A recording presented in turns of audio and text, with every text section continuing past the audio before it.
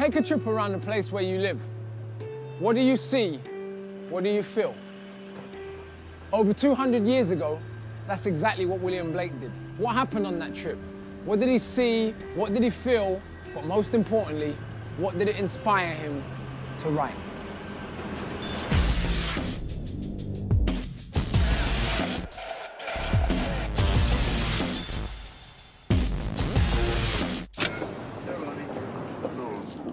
I wander through each charted street.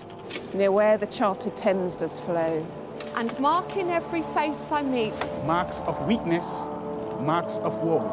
In every cry of every man. In every infant's cry of fear. In every voice, in every band.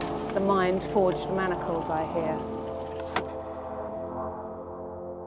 So walking through the streets of London, as Blake did in the 1790s, how much of that essence of the London that he's describing do you think is still with us? He described these chartered streets and the River Thames as being chartered, you know? He was, I suppose, expressing the sense of ownership, the fact that the streets are owned by someone, or a river. When you think of a river, you imagine something that flows freely, but the fact that a river is owned by someone. London at that time was starting to assert itself. It was starting to like beat its chest. For Blake, he just peeled the veneer behind that image, and he spoke about weakness and woe.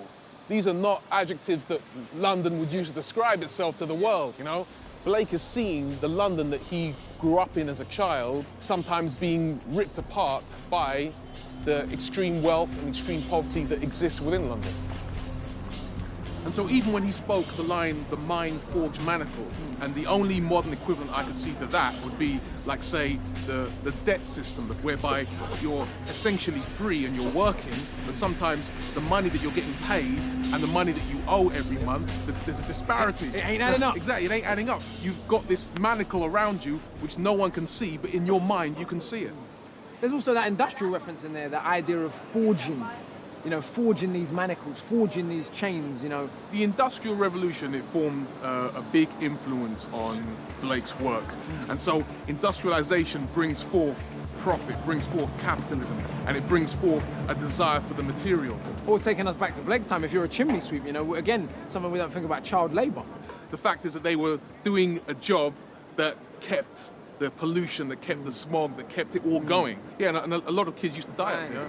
Yeah, you forget about stuff like that. Exactly, and that occurred, that actually happened. That went to build this wonderful city that we call London. How the chimney sweepers cry. Every blackening church appalls. And the hapless soldiers sigh. Once in blood-stained palace walls. But most through midnight streets I hear. How the youthful harlots curse. Last the newborn infant's tear. And blights with plagues the marriage hearse. As well as painting a picture of what he's seeing, he's also allowing us to hear the sounds that he's encountering. Yeah, like cry, sigh, and curse. Exactly. It was also, have you noticed how he's done a lot of capitalisations? Yeah, and it's almost like he's talking about the body of people, and so they are their own entities. The infants, the soldiers. Yeah, the church, the chimney sweeps, these are all pockets of society. You've got that really fascinating line, hapless soldiers' sighs runs in blood down palace walls.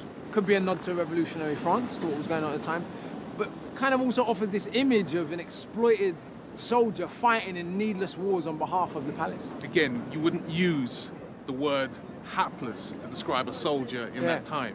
You know, these are times of empire, these are times of showing strength, of glory, you know what I mean? The idea that government could be overthrown, the idea that monarchy could be overthrown. You know, England has already executed a king 100 years before. They didn't want to do it again. I see Blake as being this, like, creative visionary that was almost frustrated by the world that was around him. Yeah.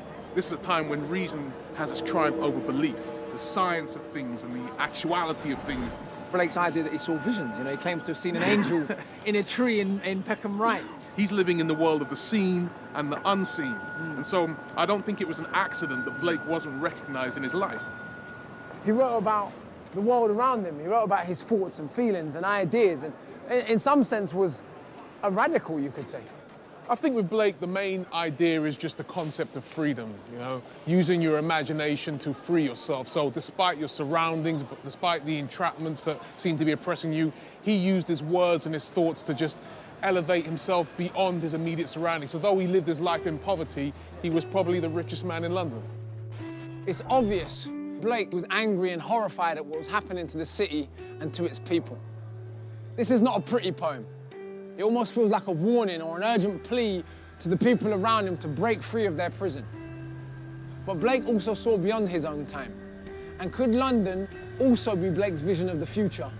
A future that we are living in right now. I believe